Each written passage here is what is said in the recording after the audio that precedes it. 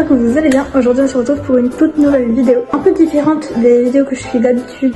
Aujourd'hui je vais vous donner tous les petits tips, des conseils, évidemment vous n'êtes pas obligé de les utiliser, mais tous les trucs qui pourront vous aider à devenir la meilleure version de vous-même. Tout noté dans ce petit carnet que ma cousine m'a offert, je le mets vraiment en avant parce qu'elle m'a demandé de le faire. Donc je vous montre 10 conseils pour devenir la meilleure version de vous-même. Bref, c'est parti. Donc la première étape, c'est rester en ordre.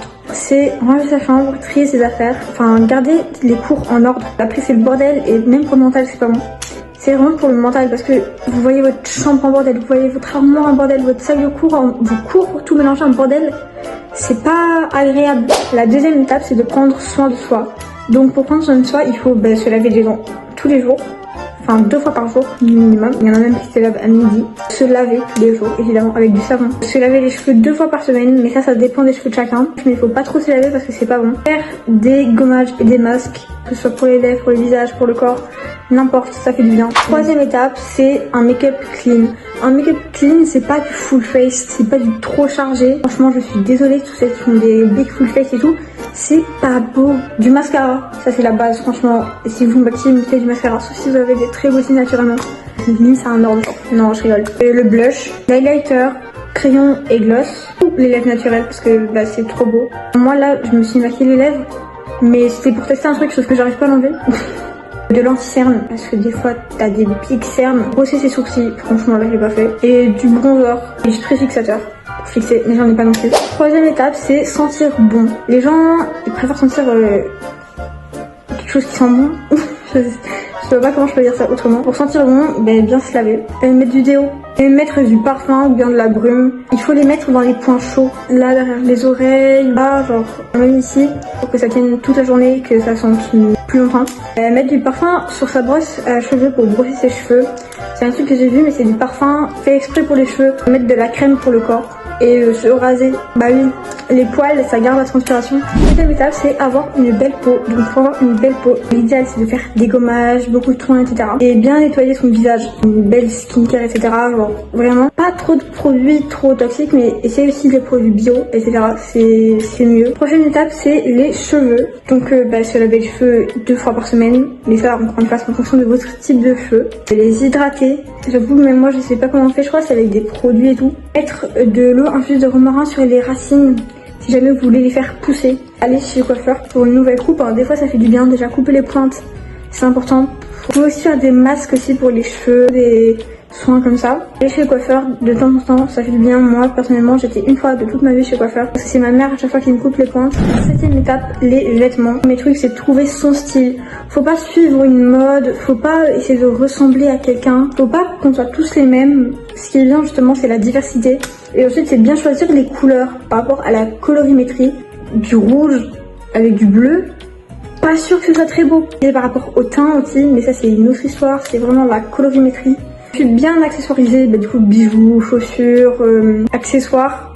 Que ce soit votre sac, il faut qu'il soit assorti, les chaussures. Faut pas mettre des chaussures vertes avec un top jaune et du bleu. Enfin c'est pas styliser sa tenue. Tout simplement une tenue fade. Enfin là ma tenue j'ai vraiment juste une jupe avec un top quoi, donc je peux pas styliser grand chose. Mais déjà au niveau des accessoires, moi j'ai mis des petites lunettes de soleil. Franchement il n'y a pas de soleil dehors et en plus je suis enfermée dans la chambre. Mais je trouve que genre sans les lunettes, ça va mais ça donne moins bien, vous voyez. Vraiment inspirez-vous de Pinterest. Franchement. 8e étape, c'est l'école. Donc pour avoir des bonnes notes, etc. Écoutez bien en classe, étudiez. Parce que tous ceux qui étudient pas pendant l'année, qui n'ont pas des bonnes notes pendant l'année, ils arrivent à l'examen, ils étudient la veille. Des fois ils peuvent réussir l'examen, mais s'ils ratent leurs examens, c'est pas la moyenne de l'année qui va les sauver. Faire ses devoirs. En fait les devoirs c'est fait pour pas vous stimuler mais vous entraîner. Donc en vrai, faites-les. Rester organisé aussi, c'est vraiment genre un truc, être bien organisé, moi personnellement je préfère. Je suis pas toujours très bien organisée, c'est plus agréable, ça donne plus envie d'étudier, de travailler. Et soigner son écriture, parce que je suis désolée. Et moi je préfère, et encore là c'est pas ouf, mais je préfère 1000 fois étudier avec une écriture comme ça, qu'avec une écriture de cochon, où on comprend rien à ce qu'on écrit. Franchement, l'écriture c'est grave important. Soigner l'écriture, c'est méga important. 9e étape, donc avant-dernière étape, c'est le mental et le physique. Manger sain, boire beaucoup. Moi je bois entre 1 litre et 2 litres par jour. J'ai un verre avec une paille le verre il fait 1 millilitre. Et du coup je m'emplis 3, 4 verres, des fois 2, des fois 1, mais bref par jour. Et moi je sais ce que j'ai bu et en fait le fait qu'il y ait une paille, ça me donne plus envie de boire. Faire du sport, lire, écouter de la musique ou des podcasts. Vous pouvez même tout faire en même temps. Quand je lis, j'écoute de la musique. Quand je fais du sport, j'écoute de la musique ou vous pouvez même écouter des podcasts. C'est cool en fait, juste bien s'entourer au niveau des amis, de la famille. Vous devez parfois faire un tri dans vos connaissances, dans votre cercle, enfin, dans votre entourage. Parce qu'il y a des personnes qui sont pas les bonnes personnes, enfin je sais pas comment dire, et garder que les bonnes personnes, pas les personnes qui vous tirent vers le bas, mais les personnes qui vous tirent vers le haut. Ben, restez organisé, sa chambre, les cours, etc. Rester organisé pour le mental, c'est méga important. Déjà pas de cerne, vous avez une meilleure mine et au niveau du mental, vous vous sentez plus reposé, vous pouvez mieux réfléchir. Arrêtez d'aller vous coucher à minuit pour vous réveiller à 6h ou à 3h du matin. 10e et dernière étape, c'est évidemment de profiter et de s'amuser. On n'a qu'une vie les gars. Faut sortir, voir vos amis, avoir des hobbies. Vous pouvez voyager aussi, c'est méga agréable. Parfois ça peut faire tellement de bien. On ne sait pas de quoi demain est fait. Ça tombe demain, il va vous arriver quelque chose. Donc ne regrettez pas. Qui ne tente rien à rien, par exemple. Tentez quand même. Au pire, vous perdez rien. Donc voilà. Donc c'était tous mes petits conseils.